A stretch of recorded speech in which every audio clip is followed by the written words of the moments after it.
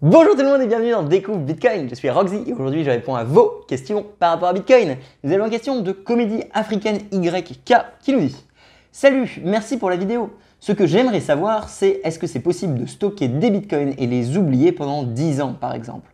Merci de me répondre. Excellente question et bien sûr que tu peux, c'est d'ailleurs très souvent ce que personnellement moi je compte faire et ce que je pense c'est pas une si mauvaise stratégie si on a envie de conseils financiers. On ne sait pas où va aller Bitcoin, on n'a aucune idée du prix et on n'a aucune idée de la volatilité que ça va avoir pendant ce cheminement.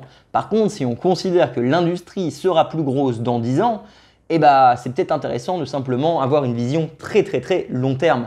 Ça s'appelle le HODL et c'est personnellement ce que je fais et je pense que c'est pas une mauvaise idée.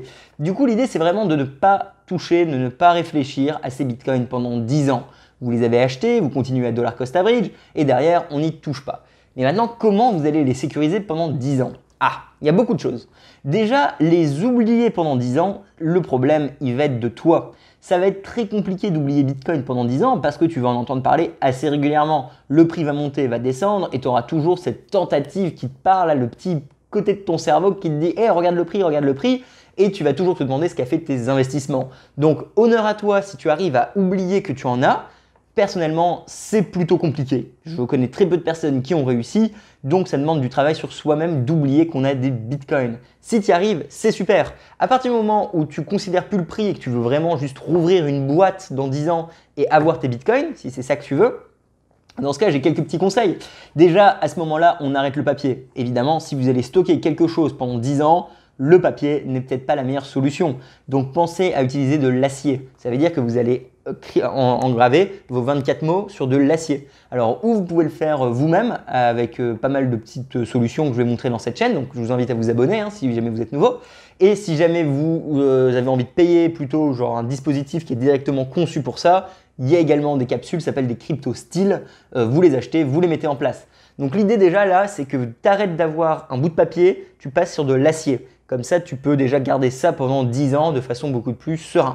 La deuxième chose, c'est t'assurer que dans 10 ans, tu as accès à ce bout d'acier avec les 24 mots. Si jamais tu le mets à un endroit où tu auras pu accès plus tard, bah, tu as perdu ton argent. Hein. Donc, faut bien penser à où est-ce que tu vas les stocker.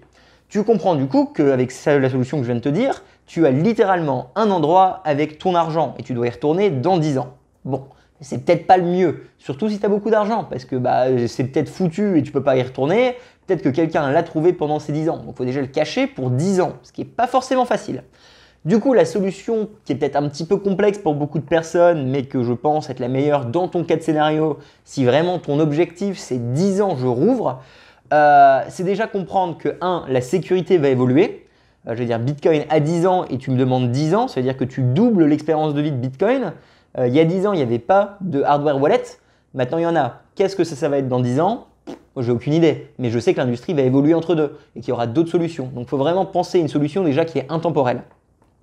C'est pour ça qu'un portefeuille physique, c'est peut-être pas la meilleure idée. Dans le sens où il faut forcément un portefeuille physique, mais ne pense pas dans 10 ans récupérer ton petit bout d'appareil USB, le brancher à l'ordinateur et avoir ton argent. C'est peut-être plus intelligent de stocker directement la clé privée, donc la mnemonic phrase en fait, la seed. Simplement parce que celle-ci derrière peut être récupérée dans d'autres appareils pour avoir accès au Bitcoin.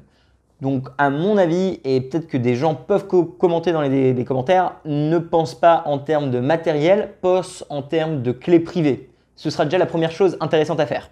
La troisième chose, ce serait sûrement de passer sur un système de multisig. C'est un sujet un peu touchy parce que c'est beaucoup plus tech, mais l'idée, ça va être de répartir la propriété de ces bitcoins du coup, que tu vas stocker pendant 10 ans à travers différents appareils et donc différentes clés privées. Par exemple, un 3 sur 5.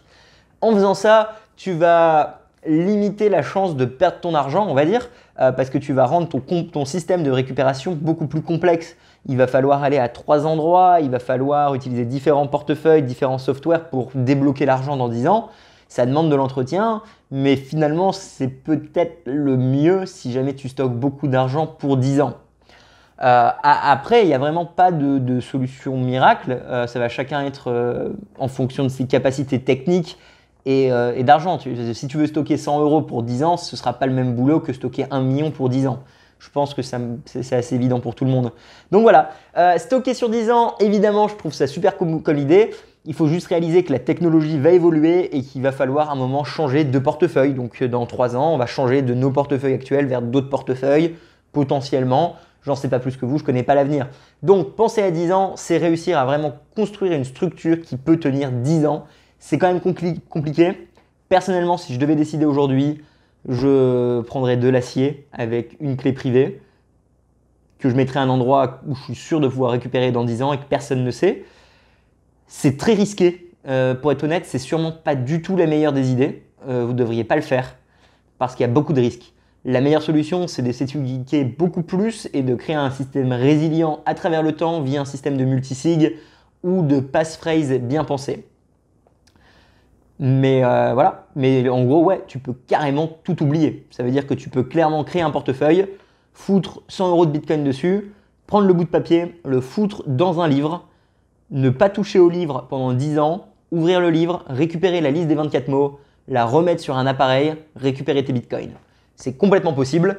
Après, c'est une question de risque par rapport à combien tu vas stocker. Pareil, je ne l'ai pas dit, mais évitez d'utiliser des scripts de lockdown. C'est-à-dire, il y a peut-être des scripts, des smart contracts, des choses, des projets, des sociétés, des services qui vous vont dire mettez vos bitcoins ici, on va les bloquer pour vous pendant X temps et les débloquer à la fin de X temps. Comme ça, vous n'êtes pas tenté de les vendre. Ne faites pas ça, clairement. Parce que, si jamais vous avez besoin de l'argent, elle ne sera pas disponible et ça peut être très embêtant si jamais c'est une question de vie ou de mort. Par exemple, une maladie grave ou trop d'impôts à payer. Donc déjà, c'est peut-être intéressant, ou les études des enfants. Donc évitez de bloquer votre argent. Deuxièmement, il peut y avoir un bug et finalement, l'argent ne se débloque jamais. Troisièmement, est-ce que vous savez ce que vous faites? Et quatrièmement, est-ce que vous avez confiance au code? Et après, pourquoi est-ce que vous faites ça?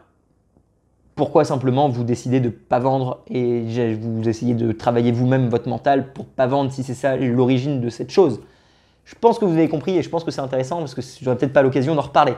Allez, je vous vois la semaine prochaine. Merci beaucoup à vous de continuer à soutenir ce projet. Likez, partagez, commentez. C'est comme ça qu'on détruit un algorithme. Si jamais vous vous posez des questions par rapport à Bitcoin, regardez la playlist de ce Q&A ou sinon j'ai un cours Teachable avec toutes les informations nécessaires. Donc je vous invite à le faire, c'est gratuit. Je suis Roxy, je vous vois la semaine prochaine. Merci toujours pour votre soutien. Si vous voulez aider le projet, il y a des codes promo dans la description.